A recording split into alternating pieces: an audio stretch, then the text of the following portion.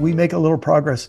And then if the climate crisis sends a couple billion refugees needing a place to live, it fans flames of bigotry and fear and xenophobia and so on.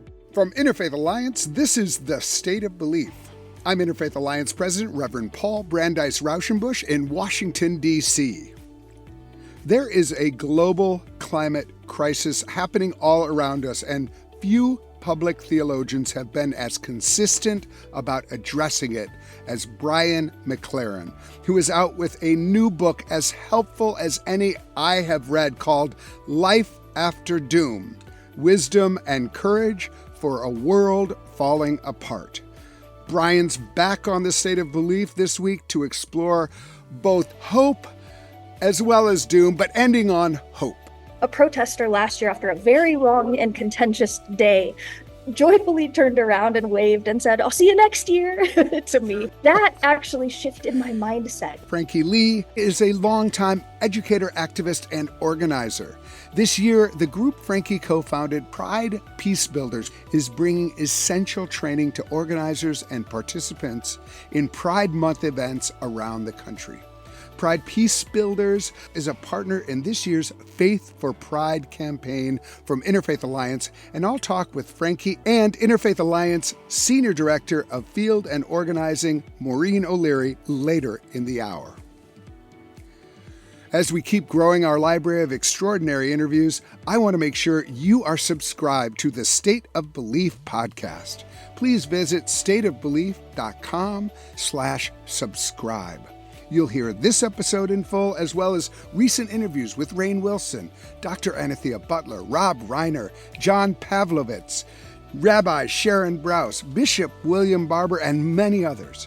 It would really help us to have you subscribe, rate, and tell people you're close to about all that you're hearing. The State of Belief is made possible in great part by the generous support of our listeners.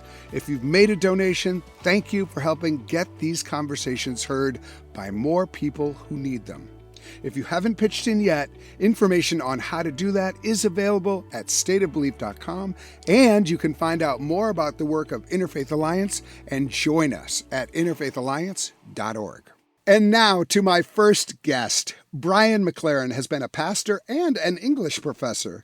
He's best known to most of us as the author of many, many crucial books, including Faith After Doubt, We Make the Road by Walking, Do I Stay a Christian? A Guide for Doubters, the Disappointed, and the Disillusioned. And his latest book, which is due out May 14th, is titled Life After Doom: Wisdom and Courage for a World Falling Apart. Talk about a timely book. Brian McLaren, welcome back to The State of Belief. I am so happy to be in this conversation with you, Paul. You are someone who has inspired me and I've learned a lot from through the years. So this is a treat for me. Oh, you're making me blush. No one can see it, but I'm blushing. Listen, we have to talk about the first time we connected. I don't know if you remember this, but it's so funny. You had just put out a really big book, and I had done a 100th anniversary of Walter Rauschenbusch's first book, Christianity and the Social Crisis, and I think the way it happened is someone called you Walter Rauschenbusch warmed over or something like that. And then we got a chance to actually talk, and me coming out of the more, mainline liberal Protestant tradition, you coming out of the evangelical tradition, but us meeting in a place of genuine inquiry about the other and learning from one another. I just remember it being one of the most positive moments in my kind of spiritual trajectory. Oh, listen, and as I recall, tell me if I'm totally making this up, but I think we met taking a walk on an interfaith march for peace in DC. Well, I think that was all. That was actually we also met there, So like I think I'm just talking about the first time I had kind of came across the name Brian McLaren, and then so it's just like and that was decades ago, and here we are, and we're continuing to walk along, and it's just really it's so valuable to have people such as yourself who have been so inspiring. I think it's just wonderful to continue this conversation and to continue to learn from you. And I want to get into your new book, but it just was so I love the way you write because it's an invitation to conversation. It's an invitation to a mutual reflection. You're still a preacher, but you're not the kind of preacher who's like telling you, and this is what you must think. This is what you must do. You're the kind of spiritual leader who invites, here's some questions you might ask yourself. And that's a theme throughout this really important new book, Life After Doom, Wisdom and Courage for a World Falling Apart. I want to get into that book, but I thought it would just be helpful because this is actually part of the story of the book for our listeners to be reminded of where you come from, like what your background is, because that's actually factored pretty heavily into your own journey and your own writing. And it's also relevant for the world we face today. As like a nation, but also across the globe. So tell us a little bit about your background. Sure. Well, I was born in a very conservative Christian sect called the Plymouth Brethren. Most people have never heard of them. If they've heard of something called the Rapture, and that sort of end times teaching, my little denomination, it's really one of the worst ideas in Christian history. And my denomination created it, so everyone is welcome. And I'm sorry, Wow. but it was a wonderful, loving. I had wonderful, loving family, and so much was wonderful about my childhood growing up in that world. But I didn't think I was going to fit in that world as I got older. And especially I was interested in science, and we were very strict on kind of a Bible versus science, and we sided with the Bible. So I had a bit of a conflicted religious identity as a kid. I also loved rock and roll, and that wasn't. Now people of those backgrounds kind of like rock and roll, but back then they didn't. So put all that together, I thought I was going to be on my way out of religion entirely. I ended up having a kind of powerful spiritual experience, and it didn't involve being in a church and having somebody preach at me. It involved being out on a hillside at night with a couple of friends, and that ended up keeping me on a spiritual path. I loved literature. I taught college English, and then while I was doing that, I was part of a group of people who created a little experimental church, and I ended up becoming the pastor of that after a period of time. I pastored there for 24 years. During that time, started writing, became more and more interested in what kind of a difference that faith is supposed to make in the world. And rather than, as I often say, rather than being an evacuation plan for souls to heaven, seeing it as a transformation plan. And so, and frankly, that's one of the reasons meeting you was such a good thing for me, because one of the people who really pioneered that was your relative, Walter Rauschenbusch, 100 plus years ago, and his writings ended up having a big influence on me. Yeah, so. yeah. Well, it's a wonderful story, and actually, like I think one of the great things about what you've offered to a whole generation of people is a pathway from a certain kind of theology that just doesn't work for them and doesn't work for society. You have a great. I'm going to quote yourself to you, but you say something in this wonderful new book. You say, I left a church understanding that the earthly doom was the foyer to heaven. The worse things got, the more it proved that our theology was right. Yes. And I think, this isn't the way you start the book. And I want to respect like the way you wanted people to go through the trajectory, but I think that's really important to really actually acknowledge that there is a certain theology out there that is harmful.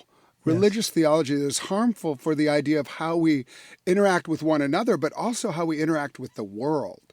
And so talk a little bit more about what this religious belief, the idea of the rapture, but also like the broader religious belief, what it has to do with the question of the crisis we are facing right now, and then we'll get into other aspects. Yes. But I think it's important to acknowledge that you really spend some time on that in the book.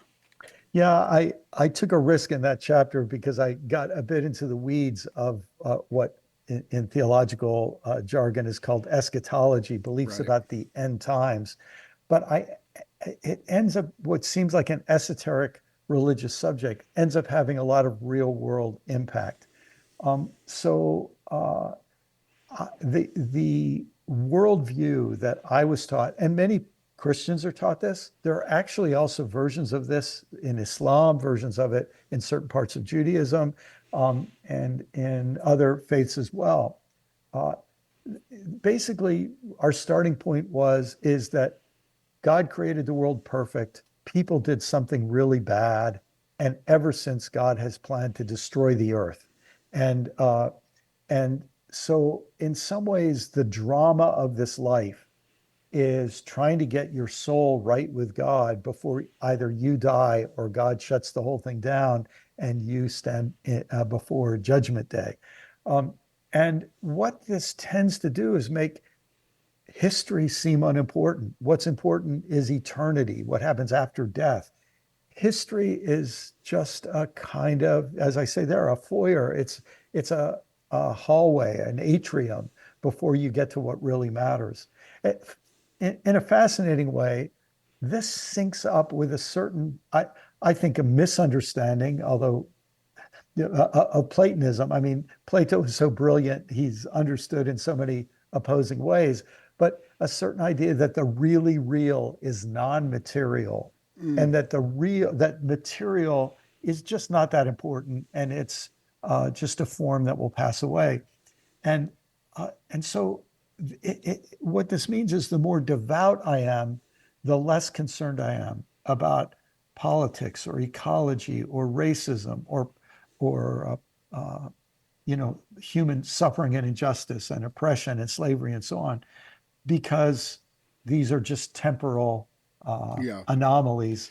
Right. And soon we'll get to what really matters. And then you get into the environment, where it's like, well, why in the world would we care? Because this is actually proof of what God is planning. Like, Yes. the worst thing, I mean, this is like, so it's in some, I mean, you're going to correct me if I'm wrong, but like in some twisted mentality, as the environment gets more corroded and corrupted by Yes. human activity, well, that's fine. I mean, because it points towards the end of the world, and that's what we're all kind of gunning for in a way. And I just think that it's really important to recognize. I think it's good that you spend time with it in the book, because I think a lot of people don't understand that that's operating in many religious circles. And so, to at least to understand that that is there, but then also to understand that there's a flip side within our faith that also can offer some inspiration. And not everybody believes in that. And, my great-grandfather was one of many who were kind of flipped that on its head and said, actually, history matters. And Jesus came into the world as an incarnate person. Yes. And so it means that flesh does matter, and that people do matter, and that the world really is important, and that we should strive to bring the kingdom, and I'm going to get into kingdom soon, but on earth as in heaven. And so I also want to say, for many of our listeners are not Christian, people of other faiths, and also people who have all sorts of diverse beliefs who are not Christian. This book is not exclusively for Christians. It does a lot of that. Those conversations are relevant to all of us, because we live in a world where many people are thinking that, and it's also Brian's background. But this book is really there for everyone. I do want to get back to the book, Life After Doom, Wisdom and Courage for a World Falling Apart. That could be applied to so many struggles that we have right now. And so I think it's important. You're offering this around our climate crisis and around the environmental crisis that we have. And I actually, it was really helpful for me, because there are so many things going on that I often, it's not foregrounded, because there's immediate suffering around me, or immediate challenges. And so I think it's really helpful for all of us to kind of foreground this again. Yes. And I think it's, but I want to hear why you decided, you've been consistent that this is an important issue to you, but why this issue versus others, and is there an issue Olympics, or how do you reconcile that? Well, let me first say, Paul, when I use the word doom in the book, it's important for folks to know I'm not forecasting the end of the space-time universe or something like that. I don't mean doom in that sort of way. When I use the word doom, I mean an experience that many of us have when we feel that we're facing a cluster of problems that our current institutions are not capable of solving for us. In fact, it often feels worse than that. It feels that what our main institutions, economic, political, religious, even educational, often do is promote things that are making this cluster of crises worse, right? Technology helps us in so many ways. We can also see technology accelerating certain problems. When you have a feeling that the institutions that you depend on to make things better are not helping, are not up to the challenge, that creates an emotional experience that is pretty intense. And of course, I felt it. That's why I wanted to write the book. And I know so many other people are feeling it. The climate crisis in many ways takes center stage because what it is doing, it's presenting the human race with an unprecedented problem. Um, the way my friend Bill McKibben says it is, it's presenting us with a timed test. We have to make one of the biggest changes human beings have ever made in a short amount of time. Um, and uh, and I think one other reason that the climate crisis is so significant is that it will make every other issue we care about more intense. It will set us back in every other issue. So, for example, we start to make a little bit of progress on race relations, or a little bit of progress on interfaith relations, or a little bit of progress on gender equality and the full equality of all human beings. And we make a little progress.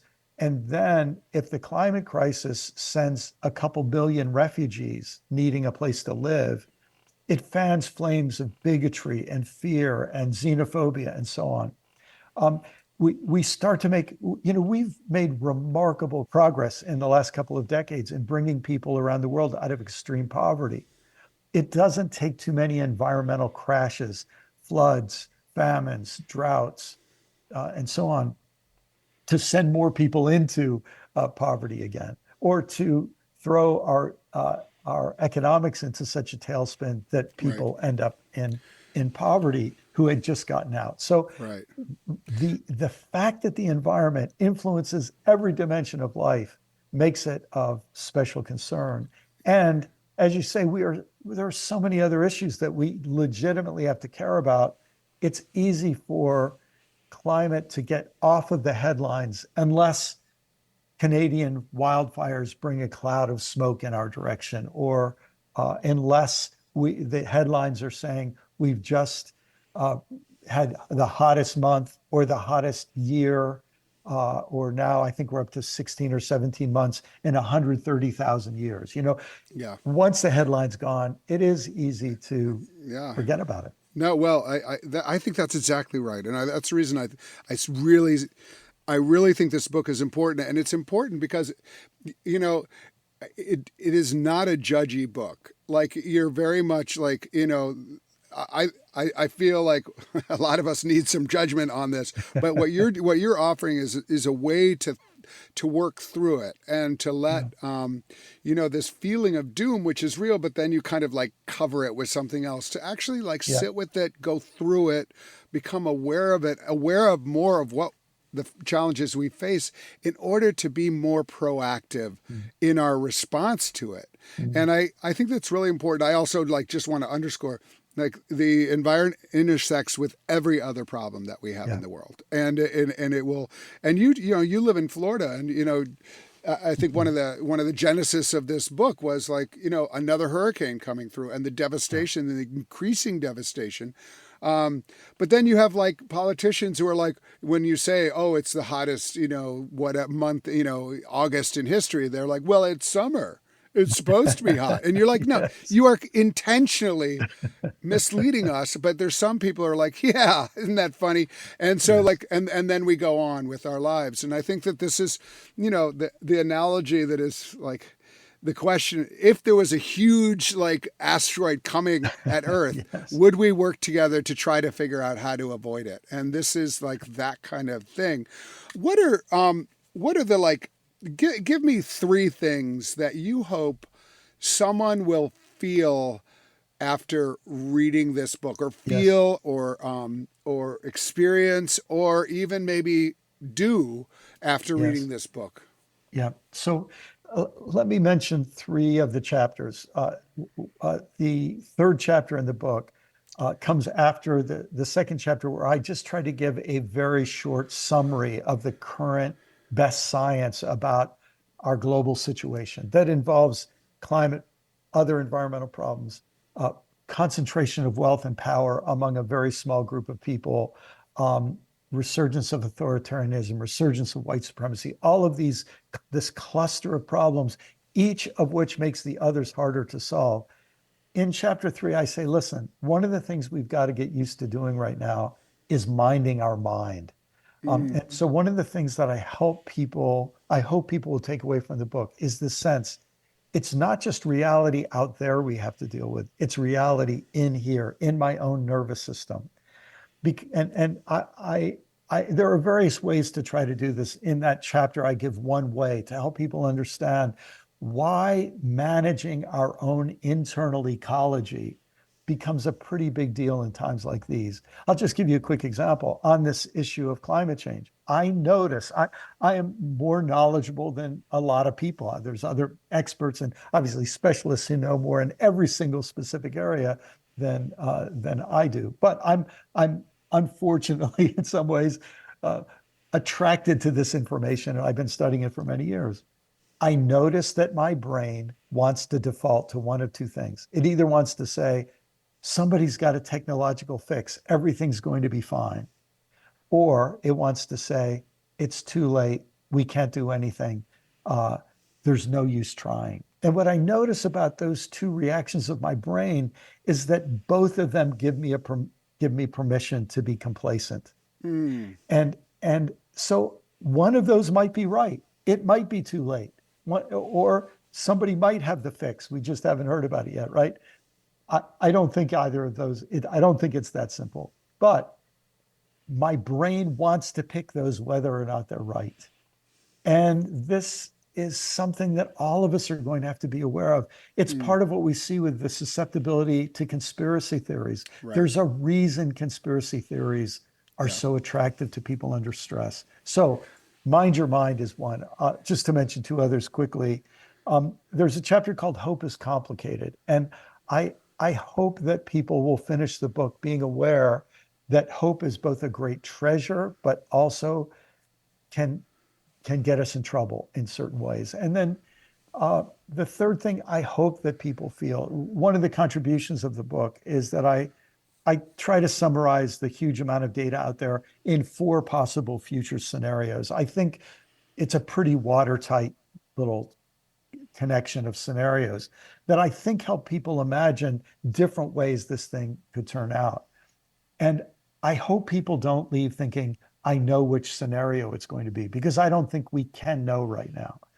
But what I hope people do feel is, I don't know what the future holds, but I know how I want to show up. And if there's one thing I hope people would take away from the book, it would be that sense, there's so much I don't know, but I can decide how I want to show up. Yeah. I that's really, really important, and figuring that out for ourselves. One of the things I really love about the book is that you don't leave us without resources. And these are largely these aren't like, okay, this is the place to volunteer on your weekend. That's not a lot of it is really internal. I mean, it's like, it is about like, how do we gain courage? And you really point to poets, you point to indigenous wisdom, you point to the Bible, and say, actually, the Bible has lots of really important things to offer here, that aren't what you think they are. And so I think it's like, I think that's really helpful, because we're not just kind of sent out there on our own. And I think most of the great great moments of change and possibility that happen come because people have equipped themselves almost with a kind of spiritual discipline to meet the moment. That can come from different resources. It's definitely not all from Christianity, although, like, Yes. I remember very fondly interviewing John Lewis and him saying, like, we didn't send people out before they had the discipline of nonviolence, which was rooted in a kind of spiritual awareness, whether in Gandhian, but also in Christian resources. So I think it's really important. Can you say it's like one or two of those resources that for you personally feel really important, that kind of sustain you as you continue to try to show up? Yes. One of the chapters is called Beauty Abounds. And in the chapter, I quote the brilliant indigenous author and thinker. I just love her work, Robin Wall Kimmerer. And Robin Wall Kimmerer, I should memorize this, but she says something to this effect. Even though the world is being so harmed by human action, even though the world is in such pain, it still brings us joy. And so in the midst of watching the pain happen, we don't want to turn away the gift of joy that the earth gives us. I try to take a walk every morning, and I love birds. And I have this little mantra that I say to myself: humans might be a mess, but the birds are being awesome. And I hear them sing, and I watch them fly, and I just think, what a gift. Beauty abounds. And so making sure that we pause to savor the beauty. Savoring it helps us love it. Loving it helps us protect it. So it becomes something that both nourishes us and energizes us, I think. Yeah. Let me just read, like, one of my favorite, like, I don't know if you know this poem or prayer from Rauschenbusch, Walter, about the prayer of Thanksgiving. But it's all about nature. And it says, grant us a heart wide open to all this beauty, and save our souls from being so blind that we pass unseeing when even the common thorn bush is aflame with your glory. I love that. Like this idea of, like, opening our eyes to what is around us, that always there is a possibility of inspiration. I'll send you this poem. It's very lovely, but it's all about that. Like, we have these weary hearts, but actually the environment offers us, if we look, it can actually, it can be the balm, the salve, and also make us more committed in our efforts to be good, good partners with our environment. Yes, and along with the beauty in nature, I think something I have to keep reminding myself is to pay attention to the beauty in people. I'm pretty obsessed with the stupidity of people right now, and with just the cravenness of politicians and the short-sightedness of billionaires. Like, I'm ticked off about that. I'm angry about that, right? And it's easy for that to take over. In fact, it's part of the way that social media works, I think. One of the reasons we become addicted to social media is because people can keep posting the latest outrage of the latest foolish politician. And what it does is it keeps us saying, I'm glad I'm on the right team against those bad guys. And it creates all kinds of psychological little rewards and benefits. I'm superior to them. Things that in the long run can do us some harm. And so I find I have to do the same thing with human beings. I have to just pause and say, there's a beautiful human being doing some good things. For every one of those horrible people doing terrible things, and even they have reasons why they're doing those things. There are thousands of people doing beautiful things. I mean, this might sound corny, but it actually happened to me. I was getting on a plane a few days ago thinking about this. And as I walked down the aisle, I just kept looking left to right across the rows of people. And I literally got tears in my eyes. I just thought, so many beautiful people. I don't know their stories. Each one has a story. Yeah. I remember as I was walking down the aisle, there was a woman about my age with a younger man with obvious physical challenges and mental challenges. who I assume was her son, and she was caring for him. And I just felt like I saw, oh, look how much love there is between that mother and her adult son. Yeah. And by the time I got to the back of my, seat, I felt like I was recalibrated. Yeah. Even though I Oh, was sitting in the back rows of the aircraft, I felt recalibrated. Yeah, that's amazing. I actually had a very similar, when I was baptized, rebaptized when I became a Baptist minister, or before I became a Baptist minister. And one of the things I talked about was like, what does it mean to look around the subway and actually see the beauty that is in there rather than all the people in your way? Talk to me about the word doom, because I thought that was a really interesting part of the chapter. It was not a word that I had spent a lot of time with. Yes. It's a very particular kind of word, and it was a kind of maybe a perverse joy to like really think through like where that word comes from, what are the possibilities of the meaning of that word, Yes. and how does it apply to our current situation?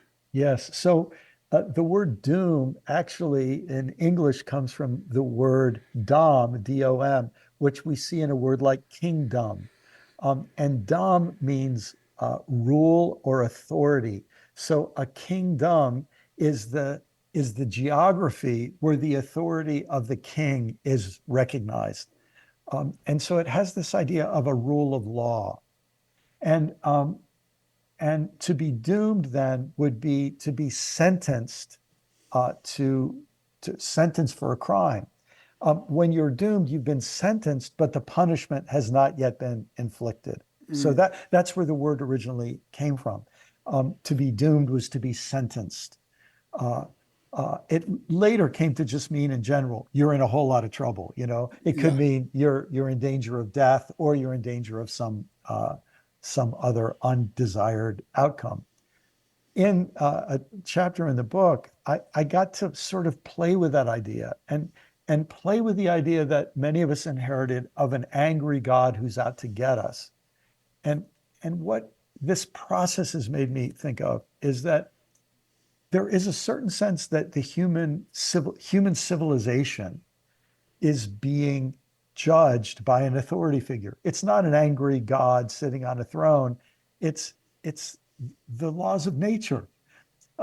It's reality is in a certain sense passing judgment on us. When we heat the ocean up, when the ice caps start to melt, when we can actually measure the rise in temperature, 1 degree centigrade, 1.5 degrees, 1.7 degrees, 2.1 degrees.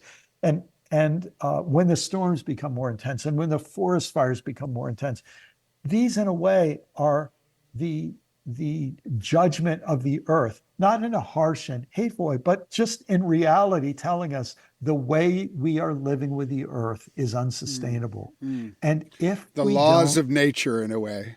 yeah, it's ice melts at 32 degrees Fahrenheit, 0 degrees centigrade. And if you heat up the atmosphere above that, ice is going to melt and sea levels are going to rise. And it made me look at some of those ancient biblical texts in a different way. Instead of seeing them as this portrayal of a vengeful, bitter, angry God, it made me see, wouldn't this be the way that ancient pre-scientific people would try to talk about that if we don't follow the rules of living in sensible environmental limits, then bad things are going to happen.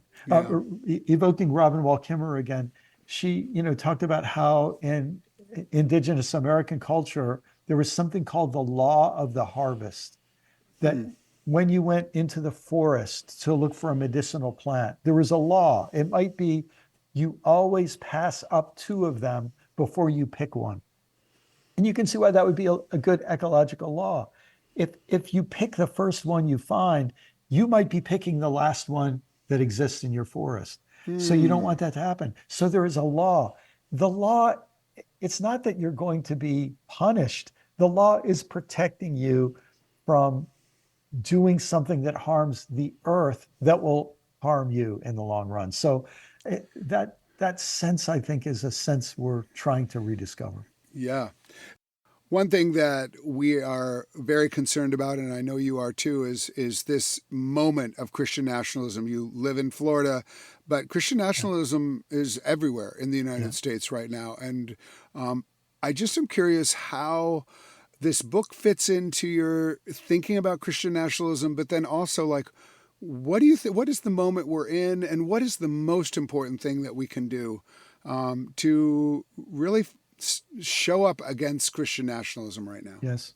Well, Paul, I think, as you know, I was in Charlottesville in 2017 as part of the clergy counter protest for the ugly things that happened then. I never thought I would see in an American city uh, people marching down the street with Nazi slogans and Nazi flags and all the rest.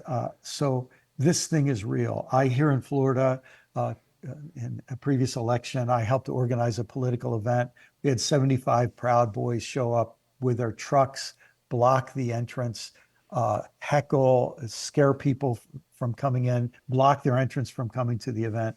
Uh, and so I know this thing is real, and I know it's dangerous, and of course January 6th made that clear to everybody.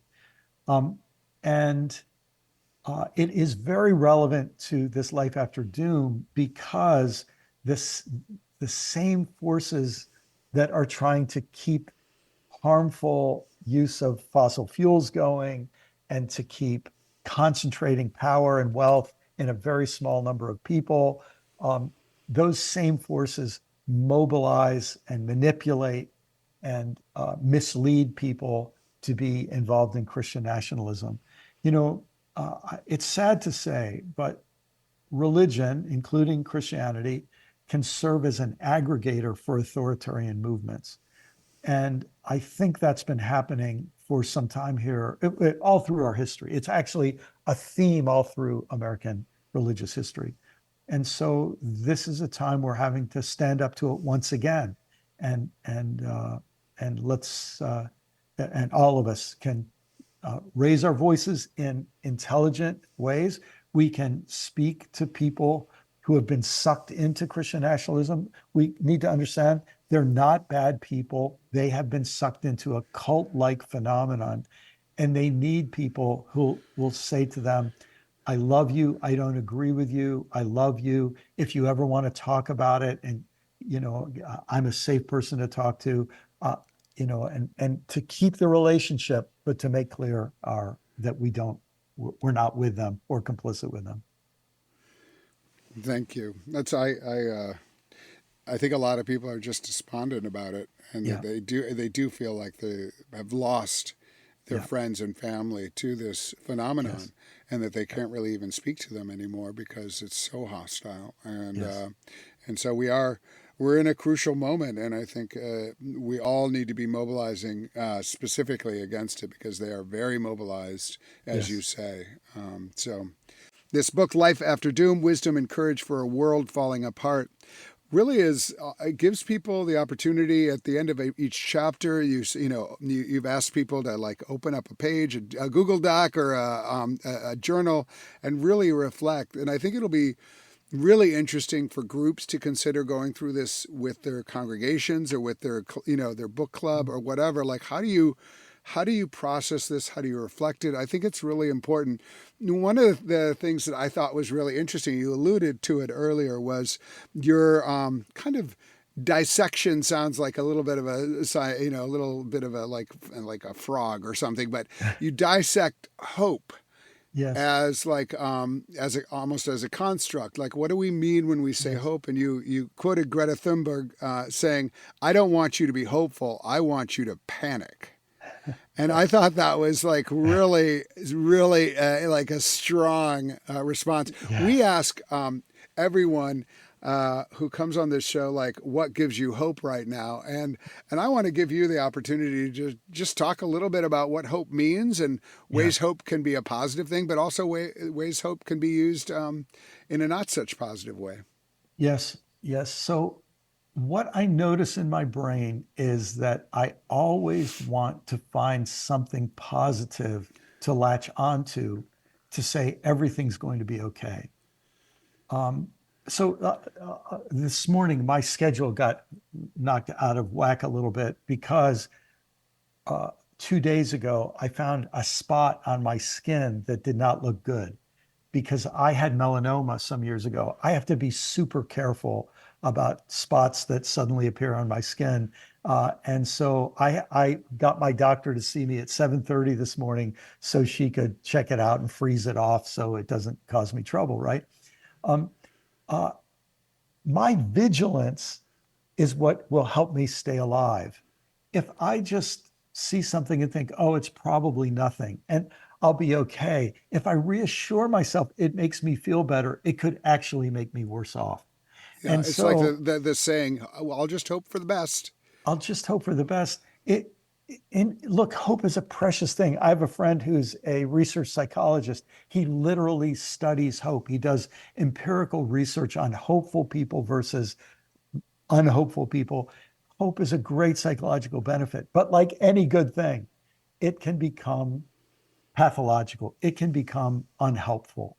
And when we face our current situation and all its complexity, I think what we need is a different kind of hope, a deeper hope. And the person who expressed it most perfectly for me is Václav Havel.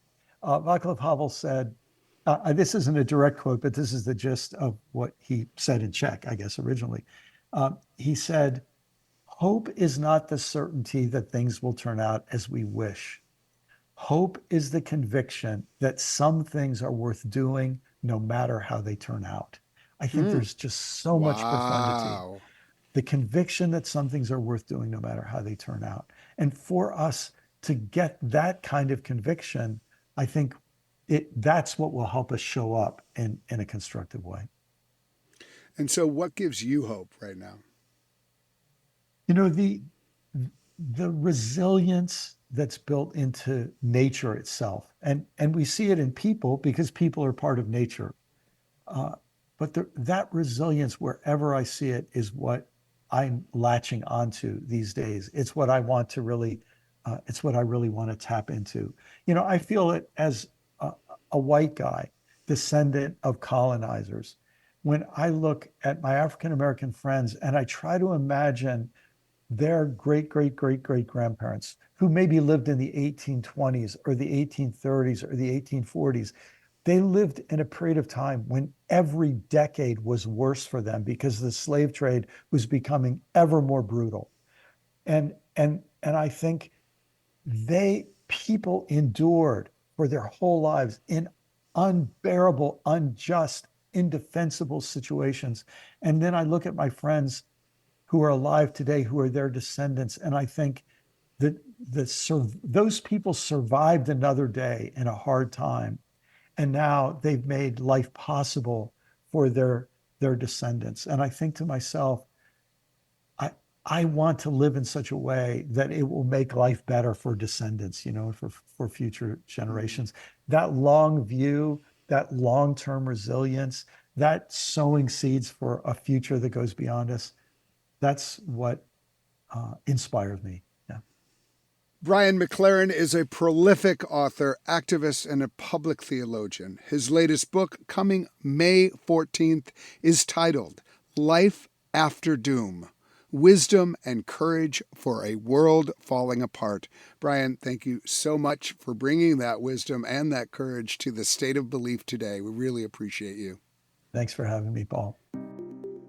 Up next, Organizing Faith for Pride 2024.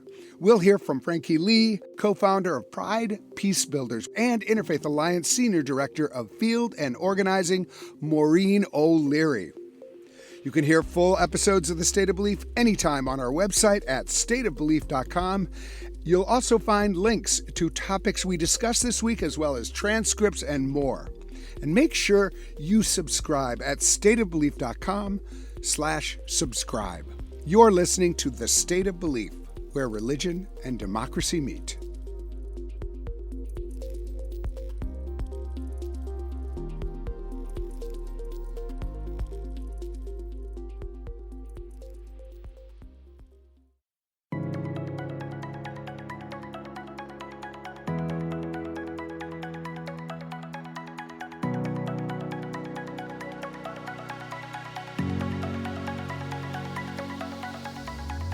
Welcome back to the State of Belief. I'm Interfaith Alliance President, Reverend Paul Brandeis Rauschenbusch.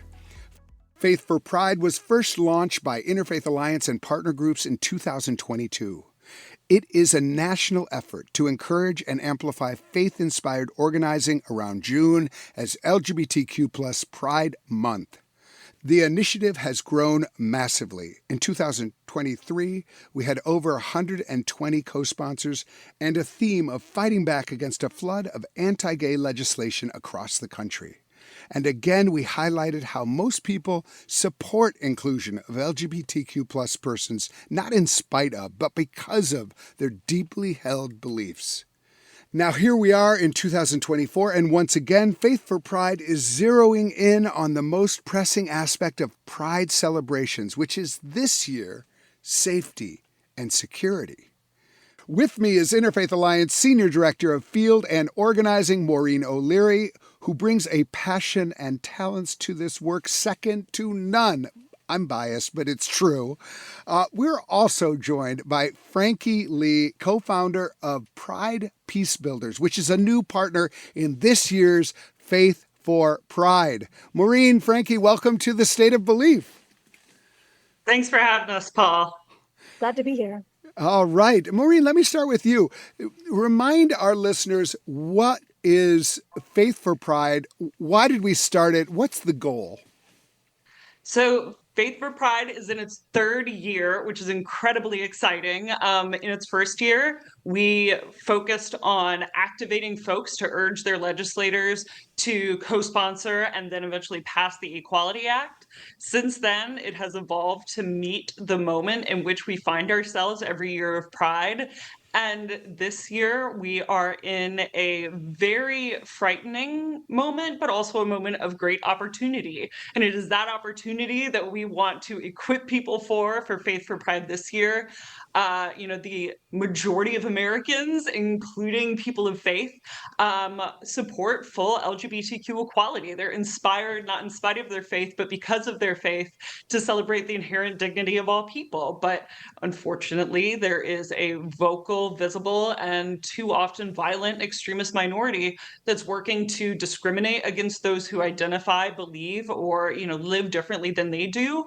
And sometimes that discrimination manifests itself in hateful violence and rhetoric, which is why this year, in collaboration with our partners at Keshet, and at SPLC and at the Religious Action Center for Reform Judaism, and now Pride Peacebuilders, very excited to have you, is launching and employing a unique and critical strategy to emphasize the unique and important role that faith communities can play in countering and de-escalating incidents of hate and hateful rhetoric at Pride events during the month of June, and also equipping those folks to effectively report hate and extremism so that moving forward from that research, we can better equip faith and LGBTQ plus organizations to keep their communities safe, to act as forces of de-escalation and of peace building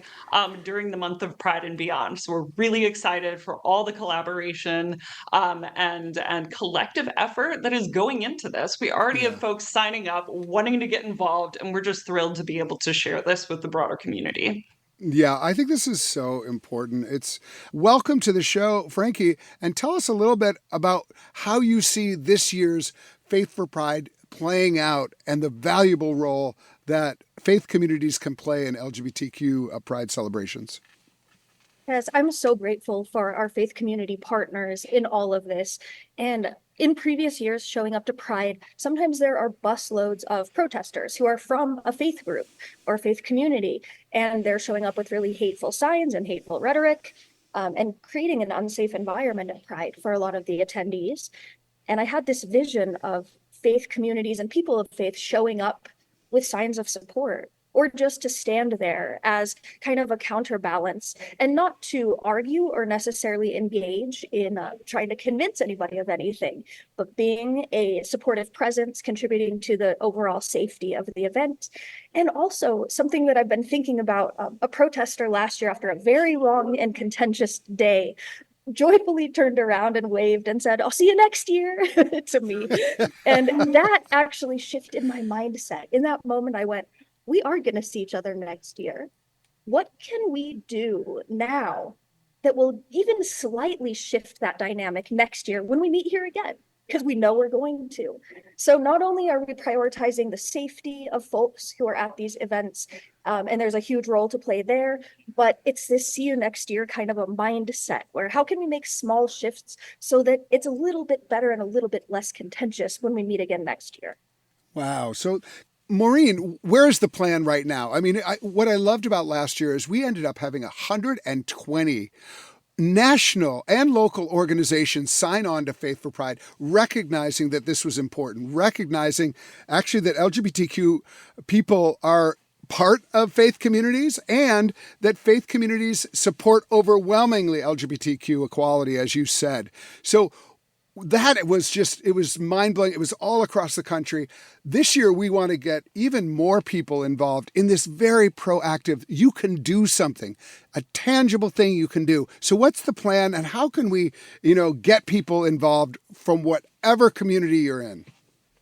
Exactly. And we really want to get people involved. So often when we talk to folks in the field, it's what can I do? They feel the urgency. Right now the ACLU is tracking 515 anti-LGBTQ bills that we know that what the statistics are. There have been in the past year more than 200 instances of anti-drag mobilization. People are seeing this in their local communities. But what we want is to give people a tangible thing that they can do to put feet on the ground, to push back against what they're seeing. We also, to get to Frankie's point, know that this is going to go beyond Pride. These folks are not going to stop showing up when June is over. And really, through this reporting tool, this amazing reporting tool that's been developed by our partners at the Southern Poverty Law Center, to have these volunteers that are showing up as de-escalators be able to tell us what they're seeing on the ground and have that data, have that reporting inform the way that we're equipping folks moving forward, because it is something that, yes, we're going to see those folks next year, but we're also going to see those things unfortunately happening in between. And faith communities, both now and throughout the year, can help really be a force for de-escalation and peace building, as the incredible program is called, for now and for the future. So let me let's introduce immediately what is coming up, which is in just a couple of weeks, is on May 22nd. We are having a webinar training for people who want to show up. People are already signing up. This is exciting. And we want hundreds, thousands of people signing up from all across the country. You can sign up right now and learn something. And don't think, I don't know what I'd do with that. That doesn't matter. Start now and learn. You're going to learn. It's going to be glorious. We're all going to learn this, what it means to build peace, even with antagonists around us, but even more importantly, like protecting something lovely, so protecting lives who really matter. And so can I go back to you, Frankie, and talk a little bit about what are some of the things that what are skills that people don't necessarily have that they might learn, and it's not rocket science though. It's like things that people can really do. Frankie, tell us what people will learn on May 22nd if they sign up for this webinar. Yeah, I find that some of it is pretty intuitive for us. We know how to de-escalate people. And these, as Maureen was saying, these skills are applicable far beyond Pride. So we experience this in school board meetings and all of these other kind of community settings. So a lot of folks are going to come in with ideas of what has worked and not worked for them. And it's kind of a conversation. But I've found some counterintuitive pieces, like proactive engagement. If somebody is armed or behaving really aggressively, our instinct is kind of to withdraw or to react with fear to that. And that's what they're looking for, is that intimidation. So I found proactively approaching them and, hey, welcome to Pride. There's free food over there. I can answer any questions that you have. And being really warm and friendly in a proactive way to somebody who appears aggressive or agitated can really de-escalate things before they even start. Wow. That is already, I'm I've already learned something. That's amazing. And also it is so it's so lovely. And it's, as someone who comes from a kind of a faithful place or tries to, that is such a calling. What are some other aspects of peace building in this kind of situation? The too simple answer that you probably don't want to hear is listening. All of the times that I've successfully de-escalated, specifically someone who is like angry or agitated or yelling at people, has been because I've been willing to listen to them. And sometimes that means listening to things that I find really yucky to listen to for a kind of long time. So it takes practicing being able to be present in those moments and then seeing through the anger to whatever the need is underneath. And sometimes it's a lot of the time it's fear, honestly. Um, but it could be that their basic needs aren't met. Pride festivals are very hot, if you haven't noticed, and we all get kind of agitated when we're really overheated. So just noticing these simple human needs and then trying to be an ally in helping them meet those needs will de-escalate anger. But the short answer for how do you get someone to de-escalate when there could be a threat is you listen to things that you probably don't want to listen to, but it helps to bring them down. That's amazing. I mean, it's so beautiful, and like I have to say these are spiritual practices. This is not easy. Tell me a little bit about from the Pride Peace Builder, from your perspective, like what's your background? Like where do you come from with this? Are you you don't have to share anything you're not willing to share, but I wonder how you came to this work. I actually come from an LDS background. I'm joining you from Utah right now. That's my family and my history. I identify as a Buddhist now. That's my spiritual practice. And many of the people that I love and care most about in this world are Christians. So I interact with a lot of Christians that really show love for LGBT people, and it's very healing for me. But I also think my background gives me the ability to really see the humanity in people who might be misinformed about LGBTQ people. There's someone who was screaming at me one time who had a gun on one side and a camera recording me on the front, and he also has a dog in a purse. And I'm going, you go home to pets. You worry about your grandma too. Sometimes you burn the dinner too. If you can just find those little human pieces. And it really helps me, I think, to come from a background where a lot of the people I love kind of struggle with how they feel about LGBT people. And so it's kind of easier, I suppose, for me to see the humanity in people who might be misinformed or struggle with accepting me for who I am. It's so amazing. And you know what? It's so important to remember that we've all changed our minds about various things as we've learned, as we've grown. We're also so glad for all of our partners in this. And I think it's really important for Faith for Pride. If you are a faith community, you can get involved. And I want to ask Maureen, what are ways that faith communities, congregations, denominations, faith leaders, how can people get involved in Faith for Pride this year, which is just going to be so important? Well, first, we would love for you to join us for the training. At the training, you're going to learn from Frankie about all the wonderful de-escalation practices that they've already shared and more. We're also going to learn from our wonderful partners at the Southern Poverty Law Center about how to most effectively report extremism on the ground in a way that's going to be really helpful to researchers and informing practices and best practices moving forward. The other way that you can get involved with us, whether you're part of an organization or congregation, is to co-sponsor. It was really incredible to see, over 120 organizations really speaking up for their support for LGBTQ equality and their support for the LGBTQ members of their communities last year. It's really important for us to show that we represent the majority of Americans and the majority of people of faith.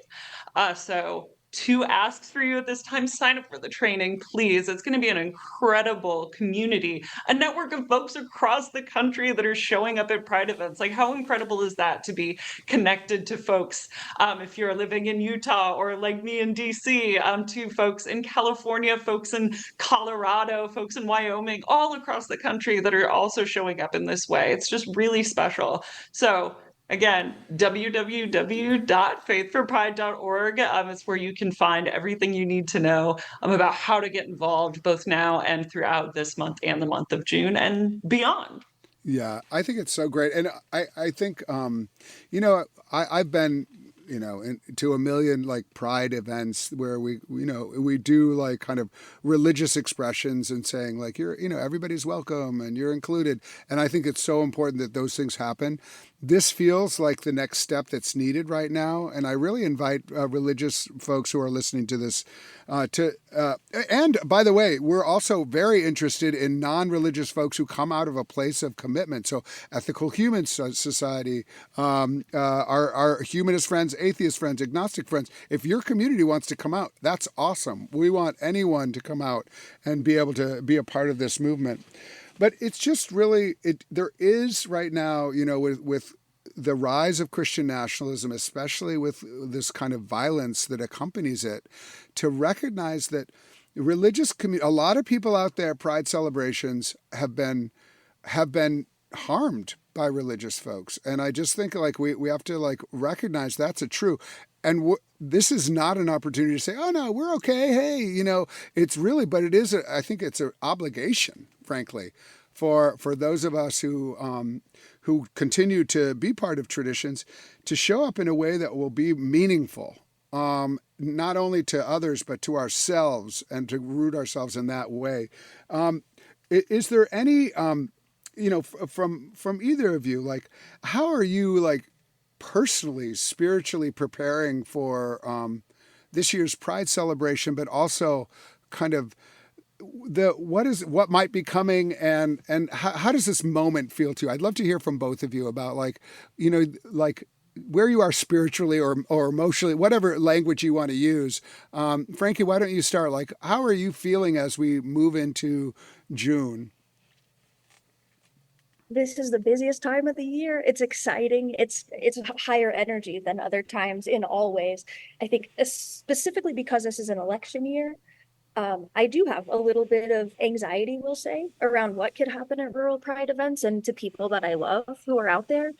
But I spend a lot of time in touch with things that are not contentious. I spend a lot of time outside. I spend a lot of time with animals and around children that I love. And those things really help me to feel balanced as we go into these spaces that can be really contentious. Thank you for that reminder that we can find those beautiful moments in the midst of all the work that we need to do. Maureen, what about you? I mean, as a queer person and as a person of faith, I show up as my whole self to Pride. And the thing I can say, no matter how you're coming to Pride, is that don't let them steal your joy. Like Pride is one of those kind of opportunities we have to celebrate at a time where there is a lot of tension, there's a lot of fear and anxiety, rightfully so. But that doesn't mean that we have to cede this wonderful celebratory time of year to folks that want us to abandon it, that want to kind of bully or intimidate us into leaving this wonderful tradition of Pride behind. But the other thing that I really, draw strength from as a reminder of, how far we've come is that how Pride started. Pride is rooted in activism. It was rooted in a need for the LGBTQ community to come together in order to push back against very visible, vocal, and violent threats to our community. This isn't new, right? Like how successful that movement has been, now, in the struggle for marriage equality and some of these other, ways in which we've moved the needle towards justice for LGBTQ people.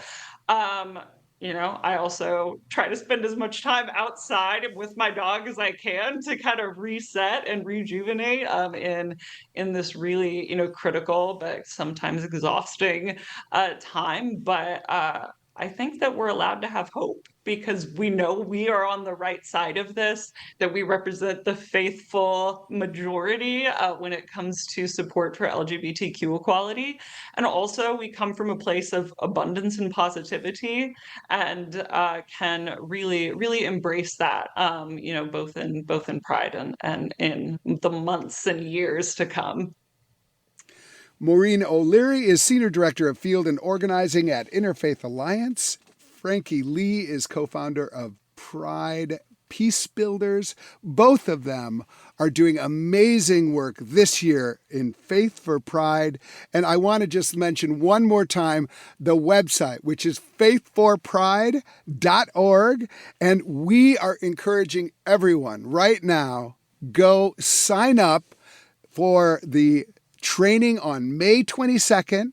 It's going to be amazing and beautiful, and we want everyone to be there. Thank you both so much for joining me today on the State of Belief. I know that many listeners have been buoyed by your incredible joy. I feel joy after talking to you, so I really appreciate talking to both of you. So great to be here. Thank you so much. Yeah, it's been my pleasure. Thank you. Before we go, Interfaith Alliance was founded in 1994 in the midst of growing entanglements between religion and politics. Organized by a group of concerned activists and faith leaders from diverse backgrounds, experiences, and political beliefs, the context was worryingly similar to the challenges our democracy is facing today. We're getting ready to mark the 30th anniversary of the founding of Interfaith Alliance later this month, and we're eager to bring together friends, old and new, for the occasion. If you're in or near Washington, D.C., or would like to be, please join us on May 29th for a festive celebration to honor the past and launch the future. All details are available at interfaithalliance.org. I really hope to see you there. Please be sure to subscribe to The State of Belief at Apple Podcasts or your favorite podcast platforms, or at stateofbelief.com/subscribe. We need your help to keep making The State of Belief. Become a partner in this crucial work with a financial contribution today. Information on how to donate is available at stateofbelief.com. That's stateofbelief.com. And share what you're getting out of the show with the people in your networks. Let's get more people listening and keep these conversations going. You can find us on Facebook, Instagram, Threads, and TikTok with the handle @StateOfBelief. The views and opinions expressed on this program do not necessarily reflect those of Religion News Service or Religion News Foundation. The State of Belief is produced by Ray Kirstein and is a production of Interfaith Alliance. Become a member today at interfaithalliance.org. And be sure to join us next week. I can't wait. Until then, I'm Paul Brandeis Rauschenbusch on The State of Belief, where religion and democracy meet.